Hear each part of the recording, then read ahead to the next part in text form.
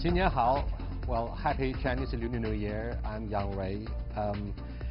Well, besides skiing on the Alps, Switzerland's Davos, a small town that can hardly be located on the map, is the most popular destination during wintertime. How did Klaus Schwab make it happen?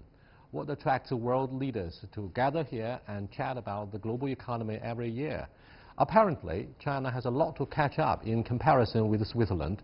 We have a large source of outbound tourists, but also face downward economic pressure on the economy. So what needs to be done to have a sustainable tourism industry? How do we promote inbound tourism and welcome more foreigners to travel to China? In the first half of the program, I'm very happy to be joined by Sun Jie, CEO of Ctrip.com, from Davos via satellite. And in the second half, when we come back, we'll be joined by Professor David Moser from Peking University. In the studio, of course. That's our topic. This is a dialogue. I'm Yang Rui.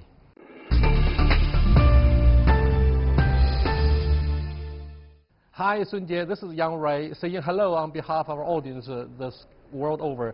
First of all, I'm strongly interested in why Switzerland, which was able to be able to avoid being ravaged by 2 world wars and able to transform this landlocked country in the heartland of Europe into a very popular tourist attraction. How could this country possibly leverage all kinds of resources and get the job done? Yes, Switzerland has beautiful sceneries, and it has developed many systems that protects itself. First of all, the banking system in Switzerland is very much safeguarded. Their finance system guarantees a winning strategy to attract the most affluent population to come to Switzerland. Secondly, no matter what goes on in the world, they took a position that is very neutralized. So they don't take side and become a safe zone for many countries. And thirdly, the people in Switzerland is very much rule-based country. They have very solid regulations, and people work extremely hard. All that combined together, historically, it attracts royal families in the past, and now it attracts many high-end customers to come. According to data from Ctrip, the number of Chinese tourists spending their Spring Festival holiday overseas will reach 7 million. Well, that's a lot. How is that compared with the past years? That's a lot. It represents a very healthy growth. Overall, we have about 450 million tourists during the Chinese New Year. Out of that number, about 7 million people will go abroad. And that's growing at a healthy level. And Ctrip serves middle to high end of the customers. So that segment has been very resilient. During the Chinese New Year, they go abroad and explore. And Switzerland is a very popular travel destination for ski lovers. Yes, skiing is, of course, one of the most valuable options on the table for Chinese tourists, and indeed tourists from around the world who love skiing. By the way, did you ever analyze changing patterns of the Chinese tourists in their consumption?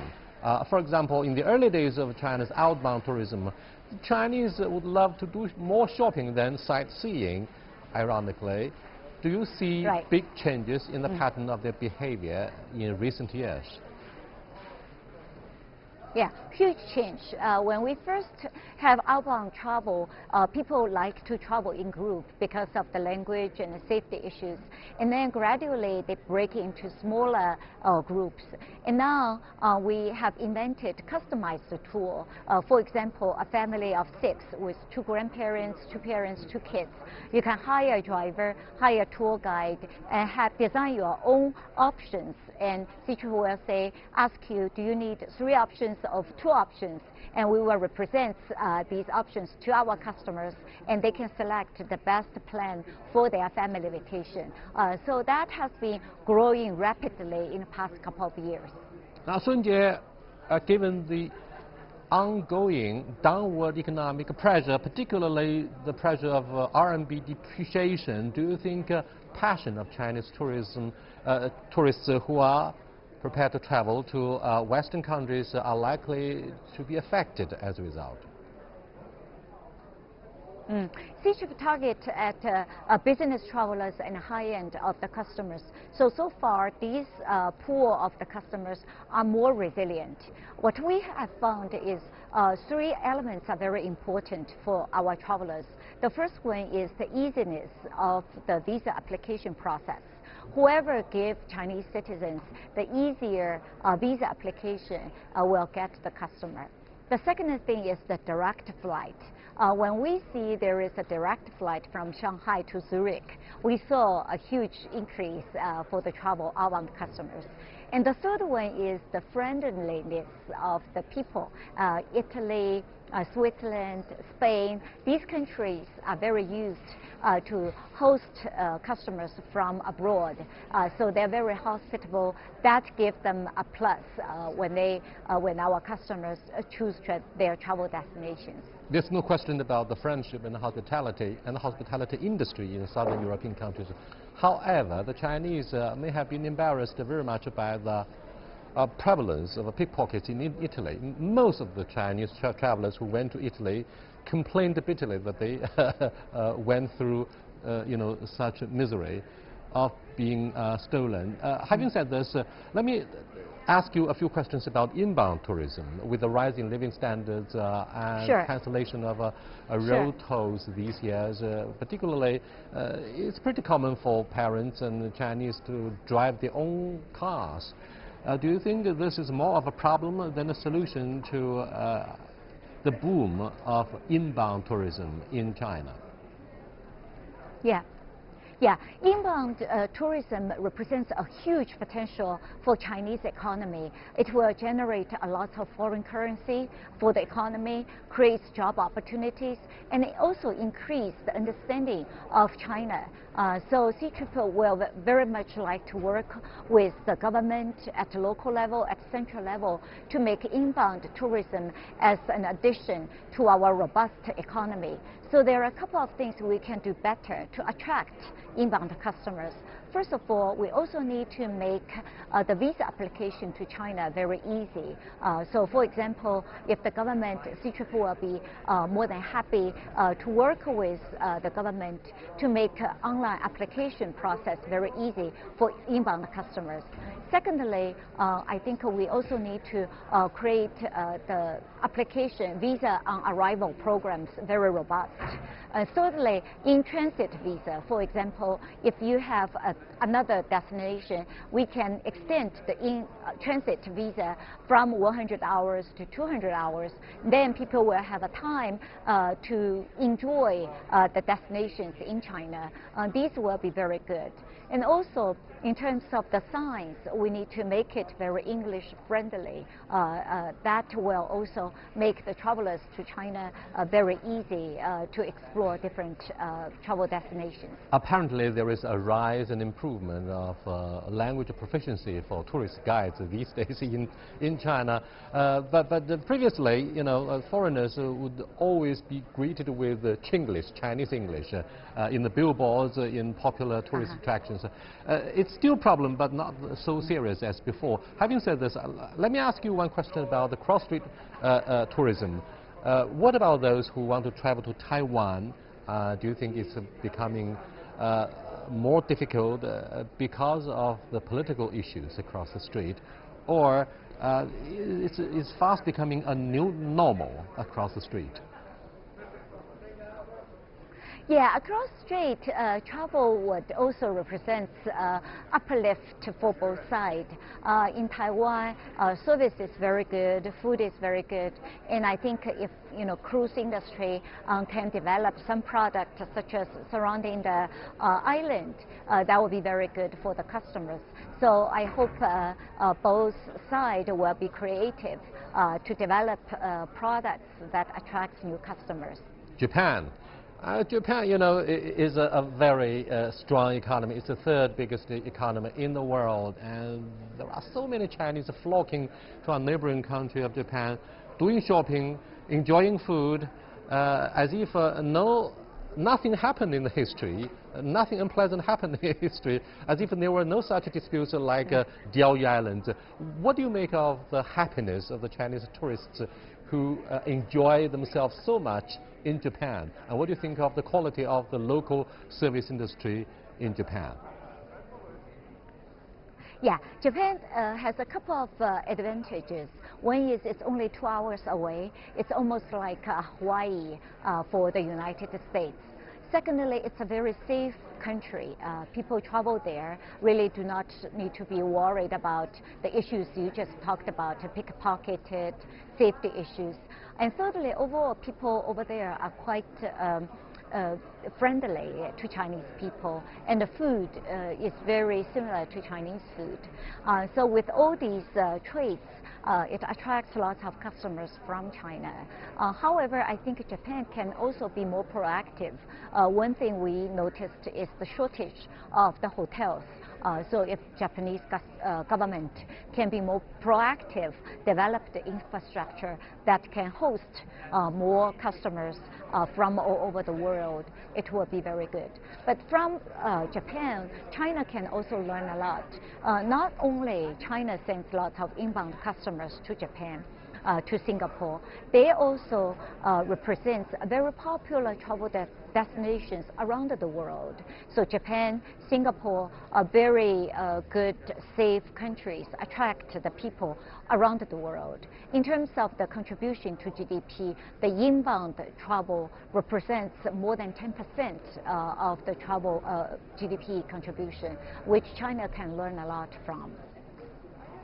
Well, a few follow-up questions, Sun Jie, about relationship between business and politics. Everybody understands that tensions are mounting between Canada and the United States following the arrest of Meng Wanzhou, a senior executive from Huawei telecom company. Now, it seems there would be a decrease in the number of Chinese outbound tourists who would love to travel to Canada and vice versa. Have you felt apparently such an impact? Not really. I was in Canada for the past 2 years to skiing. I think overall Canada still has lots of resources in terms of travel destination. In the long term, I'm confident that the leaders from both sides will find a win-win strategy. So we are confident for the long-term prospects. You know, President Trump is keen on building a wall between Mexico and the United States in an attempt to reject, illegal immigration. But of course, China is not such a case in many ways. However, many Chinese complain that their smartphones would have to be, taken away by the custom officers in the frontier area when they arrive in the United States, and they don't feel very comfortable with the intrusive behavior about their privacy.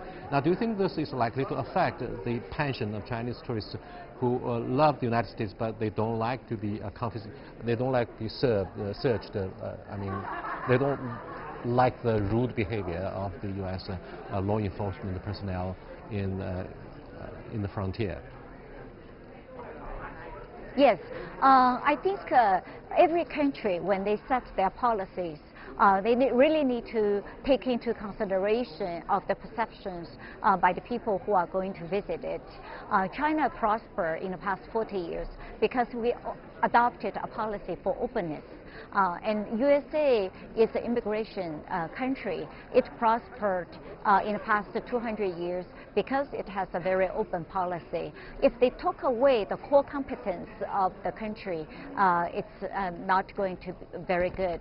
But I'm confident also US and China, the leaders should have a lot of wisdom to see through these difficult time and look into the future and collaborate more in the future. Very quickly, one question, and I'd like to have your short answer about the Brexit, the impact of Brexit upon visa policies between the United Kingdom and continental Europe.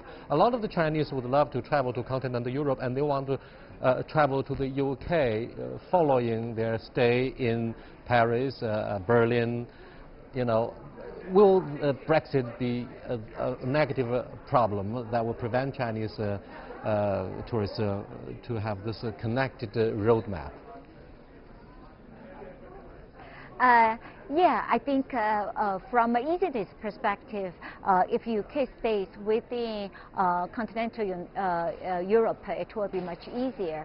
But even when UK is part of the EU, you still have to go through a different process. I see. So the impact should be minimum. Thank you so much. Well, that's the end of the first part of our interview with Sun Jie, CEO of Ctrip.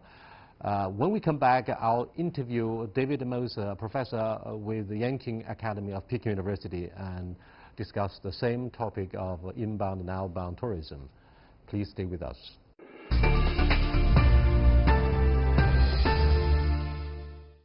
Welcome back. We're happy to be joined here in the second half of the program by Professor David Moser with the Yanqing Academy of Peking University. Welcome to Dialogue. Thank you. Now, we're talking about why there is this ever-increasing number of outbound tourists from China to not only North America, but Europe and perhaps Africa more and more so. What do you think of the driving force behind this rising number? Well, Chinese have always been avid tourists, even within China, even back in the old days. You remember the 1980s when reform went opening up. Some of the most popular TV shows were about foreign countries, travel shows and cooking shows in foreign countries. Now Chinese have a rising middle class and lots of very wealthy people. It's a natural thing to want to do. And in addition, I think there's a sense that a lot of their friends, relatives, children are overseas. They have a taste for foreign things, and they have very advanced tastes, so they want to get the real thing. They want to get French wine from France and cheese from Switzerland and so on and so forth. So I think it's just a natural consequence of the rise of the Chinese middle class. Has it ever occurred to you that there are different stages for the development of Chinese outbound tourism? For example, in the early days, people went abroad for shopping instead of sightseeing. Today, perhaps they have a mixed feeling about where they choose to go. What do you make of the differences? Well, I think that's normal as well. I mean, I think probably in the early days, people didn't really know much about where they were going. They had money, they didn't know how to spend it. Most of the tours in the early days, by early days I mean the early 90s and the early 2000s, when this hadn't peaked like it has now, that people went in with tour groups. Because there was a language barrier once they got into place. It's not like today when they have more Chinese-friendly shops that have Chinese language signs and so forth.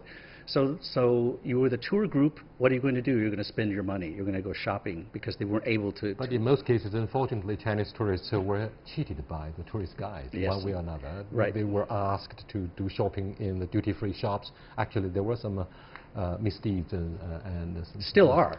That hasn't gone away completely. Well, that I'm not sure. But do you believe Europe still serves as the most popular tourist destination?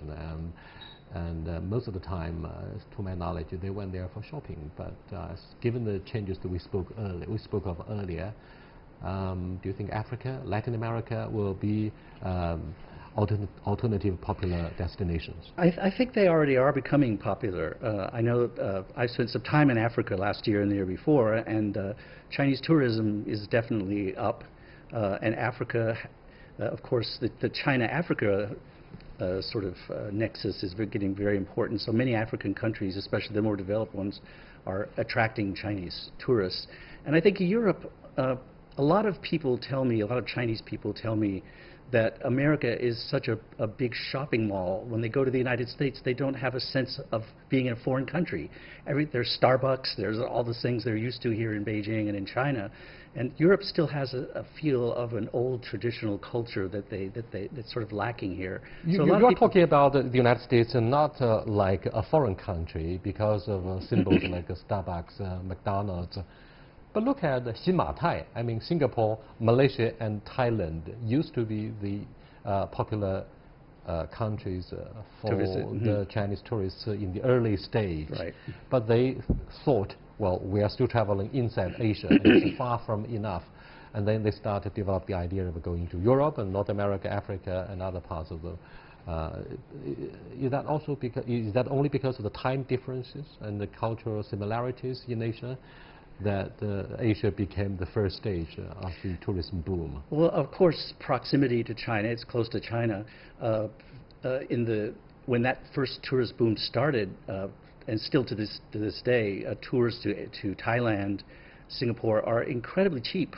Partly because they're so close, and also because the cultures have been interacting for so long, and also because places like Singapore, 70% Chinese language. of the local population actually are Chinese. That's what I'm saying, yeah. So there's a Chinese-speaking population, and there's a Chinese culture that makes it easy for them to go there as tourists and sort of get into the culture and bargain and so forth.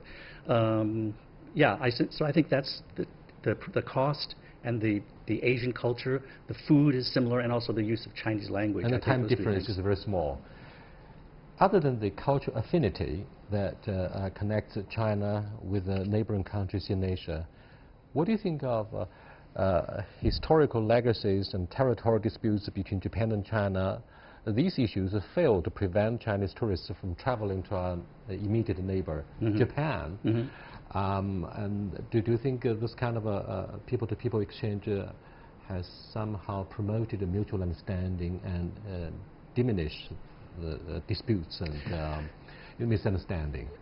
We would hope so. I mean, that is the desire. I too have been surprised at how, despite the China-Japanese conflicts, that the Japanese food remains quite popular here in China. Japanese cartoons are popular, and then Chinese people love to go to Japan sometimes for medical tourism, for all sorts of other reasons. So it seems to be that the level of tourism, or the popularity of tourism, is somehow more independent from the top level political squabbles that we see. So that's maybe a good thing, because it bodes well for future cooperation and understanding. But I think it can seriously affect tourism if it gets too long-lasting and too intense. Yes, indeed, the bilateral relationship between Tokyo and Beijing did follow the pattern of 正冷经热, frosty political ties but warm business relationship. Look at the popularity of Japanese-made automobiles in the Chinese streets and cities. These days, I'm afraid RMB is coming under pressure of depreciation, and therefore, do you think this will become a negative factor that prevents Chinese travelers from undertaking outbound tourism? It certainly will affect those of the middle income and maybe somewhat the lower income, which are less likely to go anyway. I mean, a small price differential or currency difference might make a difference. But there are so many Chinese going abroad for travel. I think maybe as much as 7 million they predict for next year. I think for the people who are going, they're in a class category where a small increase in price is not going to affect the tourism very much. These are very rich people we're talking about, and I think that the leisure class is not going to be affected by even a substantial difference in price. Don't you think it's a misplaced perception about the pattern of family reunions in China, for example, to only talk about 返乡, to go back to their hometowns and see their parents? Instead, more young parents and white-collar workers prefer to travel abroad and to have a different way, to celebrate the Spring Festival in a different way, in a more fashionable and popular way. What do you make of this trend? Well, I know that Chinese parents, and the ones that are outside of the big cities, do not like the trend, because it means their children and their family are going home less often. On the other hand, this is a trend I've seen just since being here. China has so much highly developed high-speed rail now. The transportation networks are so efficient and so fast that, back in the 80s and 90s, it was very hard to get home to the hometown, and it took many hours. It was very grueling. But they did it because it was worthwhile. Nowadays, they've been home. It's not that hard to go. They sometimes go more than once a year. And there's also things like WeChat and social media where they can talk to their parents and where they can keep in contact. There's less of a sort of an urgent need to get home and see, as the old song from the CCTV Spring Festival, 常回家看看, 回家看看. So there's less of an urgent need to 回家看看, to go home and see the family. And so people have a wanderlust. They want to go overseas. They want to see a new place. And it's a normal thing, I think. And with the rise in living standards, you don't have to 左手一只鸡，右手一只鸭 I mean, to carry the husbandry back and as Exactly. gift for the parents. Yeah, right. But what do you think of the popularity of Chinese cuisine in the restaurants in other countries, so that Chinese travelers may not feel quite alien and may not feel alienated from their staple food, so that they feel quite at home, either traveling in neighboring countries of Japan, Malaysia, Singapore, of ASEAN countries, but perhaps in Europe, North America, and Africa, we have more and more Chinese restaurants to celebrate the Chinese Lunar New Year. Food is a big issue. That's of true. Course. 民以食为天 in Chinese. That's right. We take food as a heaven. They're not kidding. Right. I think for a lot of tourists, this is a kind of a style thing, but there's like two different kinds of tourists. One that who want to sample something different. They want to see something exotic and they want to try new things. There are other tourists that want to go sightseeing, but when they finish on a hard day of sightseeing, they want to go back and have familiar media, familiar foods and stuff like that. They're not really true, adventuresome tourists. I think for people who spend a longer time in a country, for example, visiting relatives, they may spend 2, 3, 4 weeks or several months there. Then food is very crucial. They will look for some traditional Chinese food. The tourists that are going, to a new country every week, they want to sample the new food. They want to sample Italian food. They want to sample other food. What do you think of the behavior and image of Chinese travelers these days? We've heard so many scandals on the internet. Yeah. That has been a problem. We've seen the videos on the internet of Chinese tourists acting very inappropriately. I have to tell you that my cell phone, I have a Chinese server. It's a Chinese mobile company, and it can detect where I am. So if I leave China, I go back to the U.S., I go to some other country, I'll get a little short message on my cell phone that says, "We see that you're in Germany or you're in the United States," and it will remind me that in other countries you're not supposed to smoke indoors, you're not supposed to spit on the sidewalk, and so on. And it has a list of things that you should be careful not to do. And when I see this, it's meant for Chinese tourists. But as a foreigner, when I see this list, I say, evidently this is still a problem because the government is still reminding Chinese tourists to be on their best behavior when they go overseas. That is indeed a stark reminder. When you travel in Arab country, you have a lot of food restrictions and restrictions on your behavior, because you have to show your respect for Islamic cultures. Right. For example, you cannot drink alcoholic. There you go. Right, and I think probably Turkey is, of course, an example, an exception. It's so secular. Yeah. But I think that's probably, for some destinations, it's probably good for a travel agency or whoever is booking if it's a tour group, to have a training session, a kind of a consciousness-raising session, and tell the tourists, the distinctive features of the place that they're going, and say, be careful not to do this and not that. But I think a lot of other things are just common sense. Having said this, what do you think of the negative impact of the trade war between the United States and China on the boom of tourism, particularly those who want to travel to the United States, and yet increasingly they are required by the State Department to download their messages from their smartphones and to be interviewed, or if not interrogated, in a small room for a couple of hours. This kind of hearsays on the internet went viral and may prevent the Chinese tourists from considering seriously going to the United States. Do you think this will be something very serious as part of the beginning of a new Cold War, quote-unquote? Yeah, I mean, I think it's on the edge of perhaps becoming that. And I do see, the effects of this trade war, a sort of an anti-Chinese sentiment sometimes among, especially working class. Chinese tourists will tell you that they occasionally feel that they are being, they're prejudicially treated or looked down on, or even hostile attitudes toward them. If this thing degenerates into a real Cold War, and especially if trade war starts to affect average Americans, then I think it will affect tourism, because Chinese won't feel welcome in the United States, probably. Hope you have a wonderful Chinese Lunar New Year with our blessing.